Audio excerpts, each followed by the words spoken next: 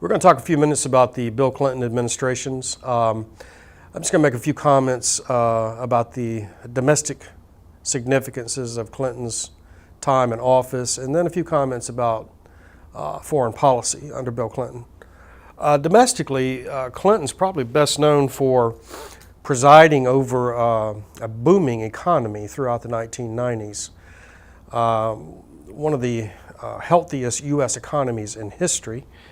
During this time, we see the genuine emergence of the IT revolution, Silicon Valley, and the explosion in computers. And this, of course, is going to change fundamentally the economy of the United States. Bill Clinton's also famous for welfare reform. Unusual to think that a Democratic president would preside over welfare reform, but indeed he does, and positions himself much closer to the center of the political gamut than some people had previously believed. Bill Clinton also left office with a balanced budget, which is extremely unusual in American history. He bequeathed this to George W. Bush, but then of course we immediately, or not immediately, but very soon thereafter, found ourselves in two foreign wars. And this balanced budget went by the wayside pretty quickly. Bill Clinton is also perhaps most famous for the way his administration came to an end, the Monica Lewinsky scandal, and then Clinton's impeachment. Clinton, of course, survived impeachment. The proceedings were recognized as politically partisan. And although the president was terribly embarrassed, as he should have been, he was not removed from office for having a dalliance with a young woman. The foreign policy of Bill Clinton is troubling. I'll mention a couple of things. The first event, and this, of course, is actually a domestic event, but I think of it as foreign policy, and that's the massacre in Waco, Texas. The Branch Davidian compound there, attacked by ATF, FBI, Special Forces, hundreds of people killed, men, women, and children. These people were not breaking the law. It's true that they have, or that they were following, what was his name, David Koresh, who had a rather bizarre interpretation of the Book of Revelations, but that's their business, not ours. Nevertheless, these people were surrounded. We laid siege to that compound, and then we broke into it, burned it up, and shot it up. Bill Clinton stood by and allowed this to happen, did not seem terribly interested in this atrocity, and I think it is a genuine atrocity. Regardless of what you think about the Branch Davidians and their theology, the wholesale killing of innocent men, women, and children is simply wrong. In foreign policy, the Clinton administration found itself facing something very close to genocide in a couple of different places. In the Balkans, with the collapse of Yugoslavia, the Serbs are trying to reassert their power. In Bosnia, the Bosnian Muslims are slaughtered en masse by the Serbs. Clinton will straddle the fence here for a couple of years. He'll finally commit U.S. and NATO forces to an attempt to stop the Serbs from killing the Bosnian Muslims. But this will shake the Clinton administration to its core because it can't quite make up its mind if it is in the national interest of the United States to get involved in this type of conflict.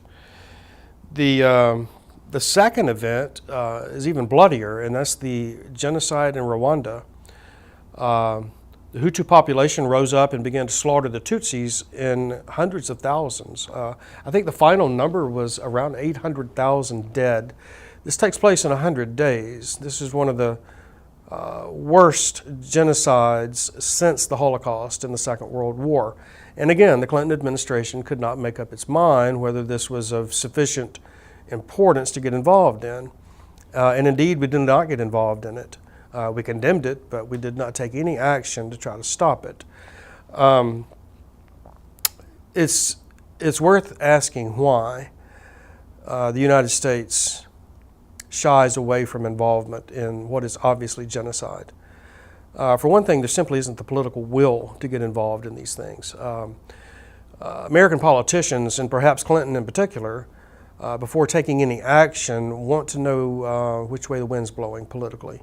And if the American people don't appear to be pushing for intervention in an atrocity like Rwanda, then the government is probably not going to get involved. The will simply is not there. The national interest of the United States does not appear to be in jeopardy.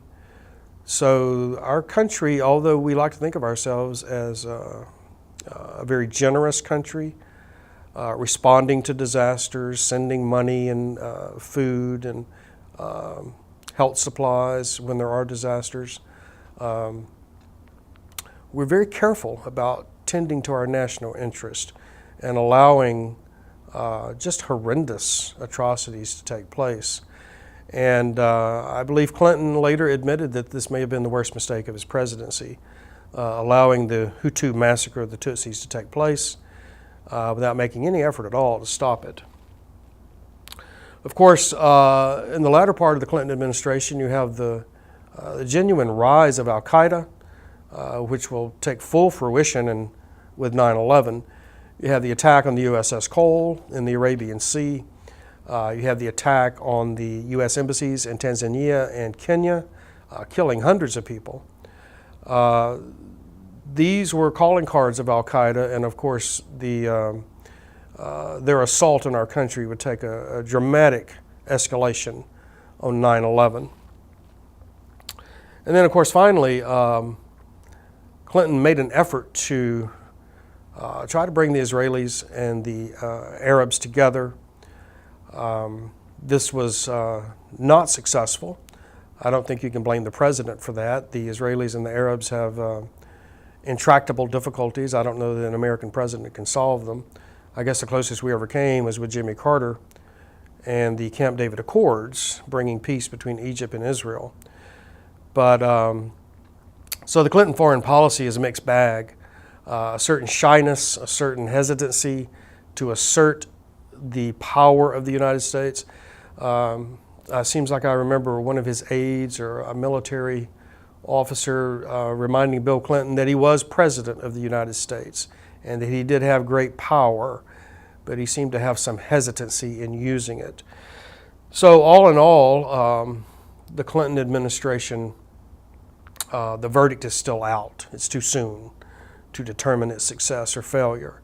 Certainly the Lewinsky scandal tarnished the presidency and Bill Clinton personally, and yet he will always be remembered as presiding over one of the great boom times in American economic history, and remains today probably the most effective politician in the country.